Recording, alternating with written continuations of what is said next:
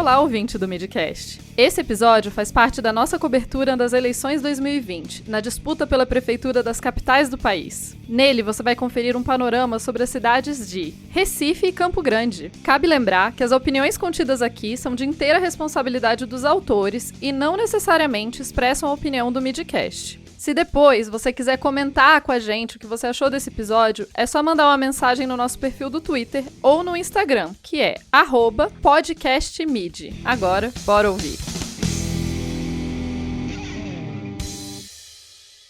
Oi, gente. Eu sou o Caio Santos, aqui de Pernambuco. Eu sou apresentador do podcast Política é Massa e mestre em Ciência Política aqui pela UFPE. Hoje eu vim falar para vocês um pouco sobre a louca eleição para a Prefeitura de Recife. A gente pode dizer que a história dessa eleição começou de fato em 2018, lá no pleito para escolher o governo do estado. A petista Marília Reis ensaiou um movimento de disputar essa eleição contra Paulo Câmara, que era atual governador e que acabou reeleito. Paulo era do PSB. Algumas pesquisas indicavam uma eleição competitiva, mas o PT brecou as intenções de Marília e fechou aliança com o PSB, depois de duas eleições que anteriormente tinham sido avassaladoras para o partido de Eduardo Campos. A escolha do Partido dos Trabalhadores foi tratada como polêmica na época e se criou uma rusga interna que só foi crescendo no passar dos 2 anos. Marília, integrante do clã Campos Arraes, já tem esse histórico de, entre aspas, insubordinação ao status quo da política pernambucana. O seu rompimento com o Partido da Família, o PSB, veio nesses termos em que ela não estava muito satisfeita com o centralismo na figura de Eduardo e dos seus aliados mais próximos, e aí, futuramente, do seu filho. Assim, com muita dificuldade e sabotagem interna, a candidata petista chegou para as eleições desse ano com a certeza. Ela iria enfrentar o primo mais novo, João Campos, filho do ex-governador falecido tragicamente em 2014, Eduardo Campos, que, sinceramente, depois de Lula, é hoje o político mais popular do estado, mesmo depois de 6 anos da sua morte. Na memória afetiva da maioria do povo pernambucano, Eduardo talvez seja o terceiro mais importante, perdendo apenas para o petista e para o seu avô Miguel Arraes. Bom, todo esse caso de família, obviamente, traz confusão no eleitor e bastante inquietação na cidade. A minha leitura inicial é que essa rinha de parentes causou de primeira uma dificuldade de engajamento na campanha de Marília, enquanto João Campos conta com uma verdadeira máquina que ganha eleições seguidamente no estado, desde 2006. O PSB não perde na capital há muito tempo. E isso se reflete também aqui na eleição de hoje. O partido sabe os atalhos para a vitória e, por isso, João Campos está na frente nas pesquisas de intenção de voto, além de ser o candidato com mais dinheiro na campanha. O que dificulta um pouco as coisas para o PSB esse ano foi o saco cheio de uma parte da população de Recife com o mesmo tipo de governo, principalmente a galera da classe média. E aí vocês sabem bem o que essa classe média faz quando tá de saco cheio e vai às urnas, né? Junto com a onda bolsonarista, vieram uma série de candidatos clamando ter o apoio santo do presidente Bolsonaro. Desses que dizem ser o candidato do presidente, apenas um está entre os 4 mais votados. O ex-vice-governador, ex-ministro da Educação, e que para mim foi o pior ministro da Educação de todos os tempos, Mendonça Filho, do DEM. Mendonça é uma dessas figuras conhecidas por derreter durante a campanha. Eu não sei se ele é mais russomano do que o próprio russomano ou se russomano é Mendonça mais do que o próprio Mendonça. As últimas pesquisas indicam exatamente isso. No início ele figurava em segundo, bem próximo ali de João Campos, e tinha mais de 20% dos votos. Com as semanas ele foi decaindo, e hoje ele está em quarto, com 13% das intenções. E sendo o segundo mais rejeitado entre os candidatos. Mendonça perdeu votos para a candidata que hoje se vende como a forasteira das eleições, a delegada da Polícia Civil, Patrícia Domingos, carioca que mora em Recife há uns 10 anos. Você não ouviu errado, eu falei Recife mesmo, porque é como Patrícia chamava a cidade no início da década passada, antes de imaginar que um dia ela ia concorrer à prefeitura de um lugar que aparentemente ela odiava. Seus posts antigos criaram esse efeito dúbio bem característico da necropolítica brasileira. Enquanto fica nítido que ela, no mínimo, era muito preconceituosa, seu nome acaba ganhando evidência e a classe média, de saco cheio do PSB, e que não consegue ver a diferença entre Marília Reis e João Campos, voltam seus olhos e atenção para ela e se assanham para uma mudança. Tem que acabar tudo isso que tá aí. Patrícia não quis o manto do bolsonarismo, ela não aceitou convictamente isso. Ela fez carreira em redes sociais nos últimos anos, assumindo a postura de uma lavajatista. A sua campanha junta aquela estratégia que elegeu tanta gente nos últimos anos. É a solução para a política, vindo de uma pessoa que se diz apolítica. Ela é sem dúvida a candidata que mais cresceu e vem sempre subindo com o passar das semanas. Ela vem tirando votos de Mendonça, que agora está apontando todas as suas armas para ela. Hoje, as peças no tabuleiro estão posicionadas para uma campanha de Mendonça tentando recuperar os votos perdidos por Patrícia. Enquanto a delegada Patti Maionese, apelido maravilhoso que o Twitter deu a ela, tenta continuar ressaltando o quão diferente ela é dos demais. Depois daquela polêmica das postagens do Facebook, a sua rejeição cresceu um pouco mais. Bom, se as tendências se mantiverem no crescimento, a delegada tem chances reais de disputar o segundo turno com João Campos. Mas para isso acontecer, ela vai ter que tirar um pouquinho mais de votos de Mendonça Filho, que, em resposta, sobe o tom para cima dela. E aí esse chumbo trocado na direita pode construir um caminho para que os primos se enfrentem no segundo turno. O eleitorado de Mendonça e Patrícia são muito semelhantes socialmente. São pessoas de classe média e ricas na cidade. É essa galera que faz política com fígado. Então, quanto mais eles se odeiam, para a candidata do PT, isso pode ser até positivo, contanto que Mendonça continue vivo até o dia 15. Marília, como eu tinha falado, ela precisa recobrar alguns votos que ela perdeu quando, no começo da campanha, ela assumiu uma postura de petista envergonhada. Sem Lula, sem vermelho, com um coração no lugar da estrela. As duas mulheres que podem ser a primeira prefeita de Recife são as menos rejeitadas também, dentro dos 4 mais bem votados. E, sinceramente, são as duas campanhas com espaço para crescimento até o dia 15. O que este cientista político não conseguiria nunca imaginar, mas que parece ser o cenário que está se construindo, é o seguinte: a maior chance de Marília Reis chegar no segundo turno é se Mendonça continuar mantendo seus 13% de votos e, assim, brecando o crescimento da delegada Patrícia. Mendonça vivo e o chumbo trocado entre ele e a candidata carioca podem, e eu friso, podem, é uma projeção, ajudar Marília, que também tem conseguido tirar alguns votos do seu primo do PSB. A última coisa bizarra dessa eleição e que vale muito o apontamento é que o candidato do PSL é o segundo com mais dinheiro e não tem nenhum % das intenções de voto. Enquanto o mais bolsonarista de todos os candidatos, o Coronel Feitosa do PSC, tem 1% das intenções de voto e 28% de rejeição. A galera só conhece o cara pra odiar ele, basicamente. Esse coroa aí, ele faz umas carreatas em cima daqueles jipes militares e a música dele só fala em Bolsonaro. As últimas 2 eleições aqui na capital foram resolvidas com facilidade para o PSB. Em 2018, Paulo Câmara se elegeu fácil no primeiro turno e, em 2016, na campanha para a prefeitura, o prefeito Geraldo Júlio também se elegeu em primeiro turno. O PSB vinha muito mal acostumado em ganhar fácil. E esse ano, com 4 candidatos competitivos, a gente já pode dizer que a chance de irmos para um segundo turno é muito grande. Ela está beirando aí os 99%. A questão é saber quem é que vai enfrentar João Campos quando chegar lá. As projeções para a delegada Patrícia são de que, num segundo turno, ela vai aceitar qualquer ajuda para conseguir. Enquanto para Marília, o maior desafio é, como eu já disse, manter o engajamento, ou, na verdade, criar um maior engajamento em torno da sua figura e mostrar por que ela é diferente do primo. Então é isso. Muito obrigado pelo espaço e a gente tá junto, tá? Eu tô no Twitter como @CaioGriotti e como @Política_Massa, onde a gente traz os conteúdos do podcast Política é Massa também nas redes sociais. Você pode procurar o Política é Massa nas plataformas de áudio e a gente tá em todo canto discutindo a política, com um olhar de negritude e nordestino. Um abraço para todo mundo e até a próxima.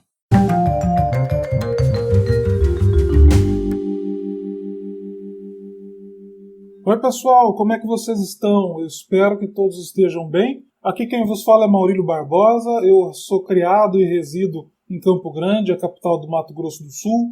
É importante eu ressaltar que é Mato Grosso do Sul, porque apesar do estado já ter comemorado 43 anos da separação de Mato Grosso, ainda é bastante comum que as pessoas coloquem tanto Cuiabá quanto Campo Grande no estado do Mato Grosso, ignorando aí completamente a existência de Mato Grosso do Sul. Desfeito, então, esse equívoco que o amigo ouvinte poderia ter, deixa eu terminar de me apresentar. Eu tenho 28 anos, sou graduado em processos gerenciais, sou mestre em administração, ambos pela UFMS, e atualmente sou doutorando em administração pela Unicamp. Olha, antes de nós analisarmos, então, esse período eleitoral que vivemos, é importante que eu resgate as penúltimas eleições em 2012. Nela, a cidade, cansada de eleger o PMDB, já eram 20 anos de PMDB no comando da prefeitura, quis eleger um outsider, um radialista sem muita experiência no executivo, chamado Alcides Bernal, do PP. Acontece que, em 2013, a relação dele com o vice, que já não ia muito bem, se desgastou por completo e eles romperam. O vice, o Gilmar Olart, que é um pastor, reclamava de falta de protagonismo da administração municipal. Onde mesmo que a gente já viu um vice reclamando de falta de protagonismo na administração? Pois é. Assim como nesse caso mais famoso de vice que reclamava de falta de protagonismo, o Bernal também foi cassado pelos vereadores e por irregularidade em contratos emergenciais. Assumiu, portanto, o Temer? Não. Assumiu Gilmar Olart. As brigas continuaram. Em 2015, o Bernal até conseguiu retornar por algumas horas ao comando da prefeitura, mas a justiça fez ele cair também poucas horas depois. Bom, nesse inteirinho, o que aconteceu? O Olart começou a ser investigado, vejam só, pelo quê? Por participar de um esquema de pagamento de propina para caçar o seu companheiro de chapa, o então prefeito Alcides Bernal. Quer dizer, a cassação do prefeito havia sido uma obra de um conluio do vice com alguns vereadores. Para resumir, depois de um tempo, Bernal voltou, Olart foi preso, hoje ambos são condenados por crime de improbidade administrativa. E por que eu te contei tudo isso? Porque nesse pandemônio político causado por esses dois, refletiu, não poderia ser diferente na cidade, que deixou de contar aí com serviços básicos à população, como manutenção de vias. Nessa época, o grande meme campograndense era justamente a existência de buracos, verdadeiras panelas nas vias públicas da cidade. Ainda falando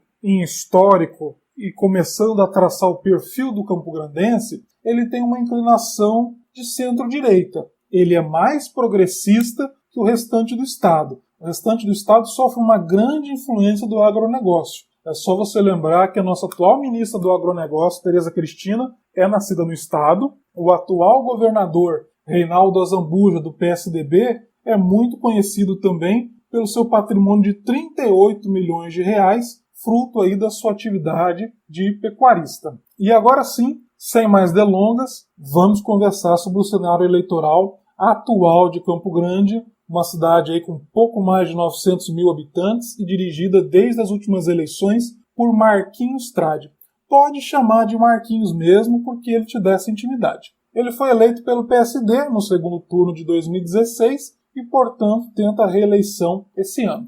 E aqui vamos fazer uma fofoca, porque a família do Marquinhos Trade ela tem muita tradição na política sul-mato-grossense e cada vez se expandindo mais nacionalmente. O patriarca Nelson Trade foi vice-prefeito na década de 60, foi deputado federal. O Marquinhos tem um irmão que é senador da República, o Nelsinho Trade. O outro irmão é deputado federal, o Fábio Trade. E eles todos são primos de Luiz Henrique Mandetta, o nosso ex-ministro da Saúde, e na visão de alguns aí até presidenciável para 2022. Então eu te convido a visualizar esse cenário. Marquinhos entrou em 2016 e encontrou uma cidade que tinha sofrido muito com a instabilidade dos últimos anos, que estavam com os serviços básicos desassistidos para a população. Então ele tinha uma missão de recuperação, de recuperar a cidade, que era difícil, mas ao mesmo tempo apresentar um pouco de normalidade, apresentar um pouco de presença no comando da cidade, era muito simples, dado o histórico recente aí de troca de prefeitos e prefeitos mais preocupados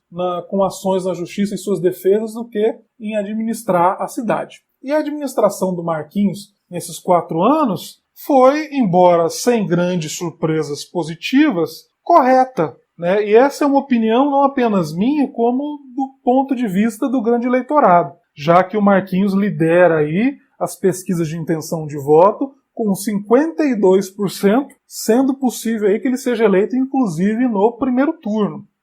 Ainda sobre o Marquinhos, ele é advogado. Na crise da Covid, fez pulso firme no início com os lojistas, manteve a cidade fechada, depois começou a ceder à pressão, começou as flexibilizações, hoje está mais ou menos tudo aberto. Ele não se declara muito politicamente de forma nacional, vamos dizer assim, embora ele tenha rivalizado aí, de certa forma, com as opiniões do presidente Bolsonaro durante a pandemia. No seu plano de governo, ele propõe melhorias na segurança, com aparelhamento da Guarda Civil Metropolitana, aumento de pontos de vídeo monitoramento, conclusão de reforma de terminais de ônibus, implementação de corredores exclusivos para o transporte coletivo, entre outras propostas. Na sequência, e com 6%, então notem o abismo de 52 para 6, nós temos o candidato do Partido dos Trabalhadores, Pedro Kemp. Ele é filósofo, ele é psicólogo, ele é professor, é mestre em educação e é um velho conhecido do campograndense, já que ele atua desde 96 na política, tendo ocupado aí a Câmara dos Vereadores da cidade, já foi secretário de Estado de Educação e atualmente é deputado estadual. Sobre o Kemp, ele tem uma ficha limpa, não tem muito o que se dizer contrário a ele. Ele é uma figura muito respeitada dentro da política campograndense, tem uma luta na educação especial que é reconhecida, então, mas junta aí a rejeição que o PT carrega na cidade e mais o bom momento em que vive o Marquinhos Trade, isso deixa ele com apenas 6% nas intenções de voto. Na sequência, nós temos do Avante o Sérgio Harfuch. Importante dizer que nesse dia que eu gravo esse podcast, a candidatura do Harfuch está impugnada. Acontece que o Harfuch ele é procurador licenciado, mas o entendimento da Justiça Eleitoral é que ele deveria abdicar do cargo para ir às urnas. Né? O que é estranho, porque em 2018 o Harfuch concorreu ao Senado, inclusive ficou em 3º lugar, e não precisou nem se aposentar, nem se exonerar do seu cargo de promotor. De procurador. A defesa alega, então, que os efeitos dessa regra, né, de que o procurador teria que se ausentar, teria que se abdicar do posto, não incidem sobre ele porque ele entrou no órgão em um período anterior ao início da vigência dessa regra. E tem mais um temperinho nisso aí, porque o Sérgio Harfuch alega que o juiz eleitoral Roberto Filho, que é quem julgou sua impugnação, é seu opositor desde os tempos em que eles atuavam juntos na vara da infância e juventude. Então ele queria, inclusive, a troca desse juiz, porém não conseguiu, e no momento a candidatura dele está impugnada. Ele disse que vai continuar em campanha porque cabe recurso. Em quarto, nas pesquisas, também uma figura bem carimbada aqui na política local. Temos deputado federal, advogado e administrador de empresas, Dagoberto Nogueira, do PDT, com 4%. Ele é deputado estadual, ele é ex-secretário de Segurança Pública do Estado e está no seu 3º mandato como deputado federal. O problema do Dagoberto Nogueira é que ele tem uma extensa ficha de acusações, né, e de condenações por corrupção e por outros tipos de desvio. Então ele já foi acusado a devolver mais de 4 milhões por irregularidades na aplicação de recursos públicos quando ele era secretário. Ele já foi acusado de participar de um desvio milionário do valor de 30 milhões, um desvio de recursos do DPVAT, aquele seguro obrigatório, sabe, de acidente de trânsito. Ele já foi condenado a pagar multa de R$97 mil por ter utilizado recursos públicos para autopromoção quando ocupava o cargo de secretário de Estado. Enfim, só para citar alguns dos casos. Né? Então é uma figura conhecida, mas muito conhecida, muito dessa fama vem pelos seus enrolos na justiça, seja eleitoral ou seja na justiça comum. Na sequência temos um personagem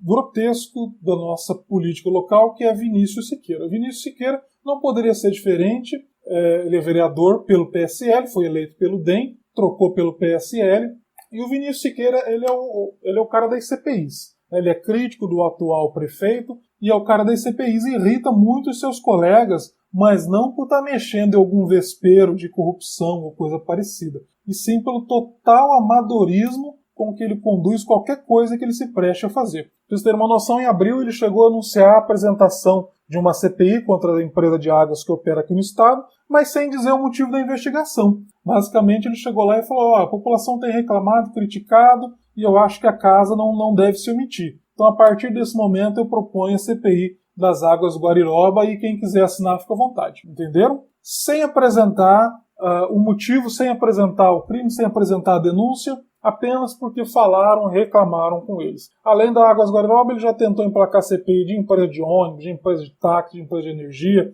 no geral, sem efetividade alguma. Só circo mesmo. Tem uma outra curiosidade também sobre a candidatura de Vinícius Siqueira. Ela originalmente era de Loester Carlos, deputado federal, também conhecido como Tio Trutz, também uma figura grotesca da política local. Para vocês terem uma noção, a fama do Tio Trutz, o que alçou ele ao cargo de deputado federal, foi basicamente as suas brigas na internet com a comunidade vegana. Ele é dono de um bar especializado em bacon e tinha como passatempo aí provocar as comunidades vegetariana e vegana. E assim que ele conseguiu a sua fama. A briga foi parar na justiça, né? Depois da sua indicação pelo PSL, o vereador Vinícius Siqueira e a senadora Soraya, também do PSL, denunciaram, dizendo que foi de forma irregular, foi parar na justiça e a Vara Eleitoral e o TRE barraram então o Tio Trutz e confirmaram a candidatura de Vinícius Siqueira. Enfim, como tudo feito pelo PSL, sobra desorganização aí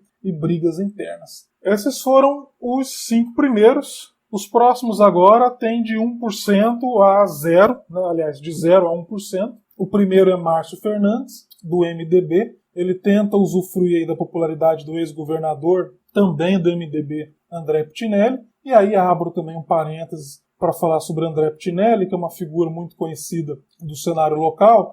Foi na gestão do André Pitinelli que nasceu o Aquário do Pantanal, nasceu o projeto do Aquário do Pantanal. Para quem não conhece, é uma obra faraônica aí que já consumiu mais de 230 milhões de reais. Está há mais de 8 anos para ser concluída, hoje as obras estão paradas. E como o nome sugere, era para ser um grandiosíssimo aquário. Pitinelli já foi preso, já ficou 5 meses preso, após a operação da Polícia Federal. Para quem não é daqui, é interessante você fazer um traçado entre o Pitinelli e o Maluf. O Pitinelli é o Maluf de Campo Grande e do estado do Mato Grosso do Sul. É o famoso rouba mais fácil, né? Então ele tem várias acusações, várias condenações, mas é lembrado com carinho aí por algumas pessoas, por na sua gestão ele ter aí na gestão como prefeito asfaltado grande parte da cidade e como governador também fez algumas obras aí que deixaram uma espécie de legado. Então, enfim, ele é visto com carinho aí por alguns, mas ele não está conseguindo transmitir essa popularidade para o seu candidato Márcio Fernandes, que está aí com 1%. Outros candidatos ainda são Marcelo Milioli, do Solidariedade, ele disputa em chapa pura, vice também é do Solidariedade, ele é ex-secretário estadual de infraestrutura. Cris Duarte, do PSOL, ela é psicóloga, tem 12 anos de atuação em movimentos sociais e políticas públicas. Marcelo Bluma, do PV, também uma figura conhecida, ele é engenheiro, advogado, já foi vereador, foi candidato ao governo do estado em 2018. Paulo Matos, do PSC, ele é ex-diretor da Agência Municipal de Habitação e a sua principal bandeira será a valorização da família. Quando o camarada traz como bandeira a valorização da família, nós já sabemos que ele não tem proposta alguma para apresentar e por isso aí tenta esse discurso fácil. Acredito que seja o caso do Paulo Matos, que não está logrando aí nenhum tipo de sucesso, tendo também intenções de voto aí de 1%. Ezaquiel Nascimento, do PP, ele é advogado e promotor de justiça aposentado. Entre 2016 e 2020 foi presidente da Santa Casa de Campo Grande. Guto Scarpante, ele é formado em gestão de micro e pequenas empresas, ele é do Novo, tem MBA em gestão pública, morou nos Estados Unidos quando cursou o ensino médio e teve, olha só, contato com as ideias liberais, em que o Estado quase não interfere na vida do cidadão. O Guto Scarpante ele é a personificação do novo. Você olha o Guto Scarpante e você vê a palavra novo na sua cabeça imediatamente.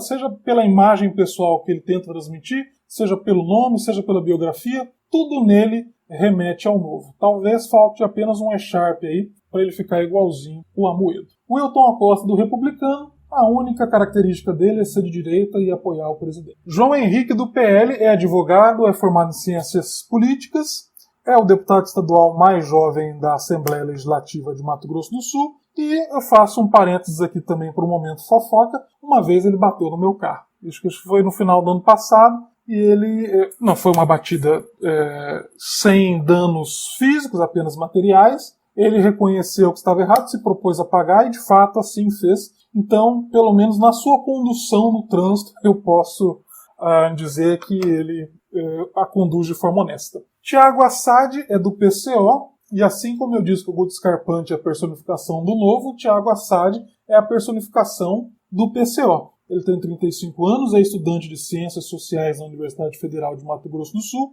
e os seus principais temas são fora Bolsonaro e a defesa da candidatura do ex-presidente Lula em 2022. Tem um detalhe também sobre a candidatura do Tiago Assad, atualmente ela está indeferida, porque, vejam só, o PCO deixou de entregar um documento, um CNPJ que devia ter sido aberto e o PCO não o fez.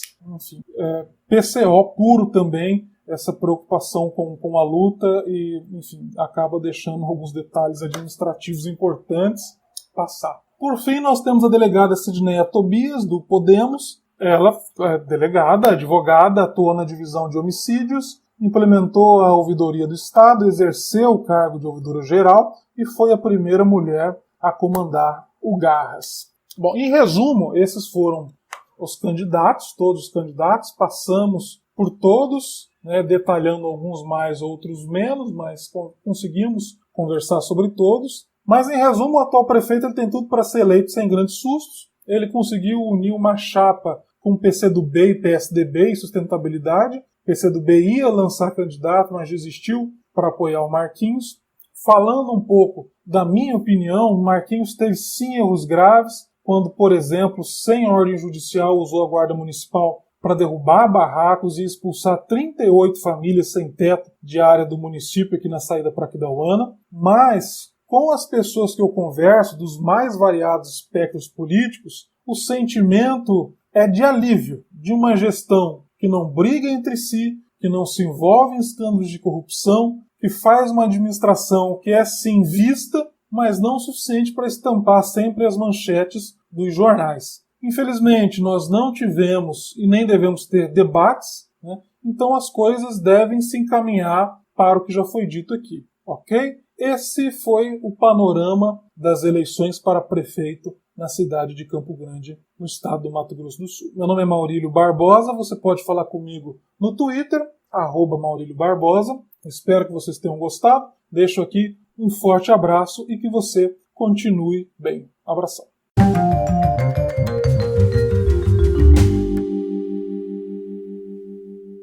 No Boletim de Recife foi referenciada a pesquisa divulgada pelo Ibope em 29 de outubro, que foi encomendada pela TV Globo em parceria com o Jornal do Comércio. A margem de erro é de 3 pontos percentuais para mais ou para menos. Foram ouvidos 1.001 eleitores da cidade do Recife entre os dias 27 e 29 de outubro. O nível de confiança utilizado foi de 95%. O número de identificação no TRE de Pernambuco é o PE 00353/2020. No Boletim de Campo Grande foi referenciada a pesquisa divulgada pelo Ibope em 16 de outubro, que foi encomendada pela TV Morena e ouviu 602 eleitores em Campo Grande entre os dias 14 e 16 de outubro. O levantamento tem nível de confiança de 95%, com margem de erro de 4 pontos percentuais para mais ou para menos. A pesquisa está registrada no Tribunal Superior Eleitoral sob a identificação MS-01902/2020.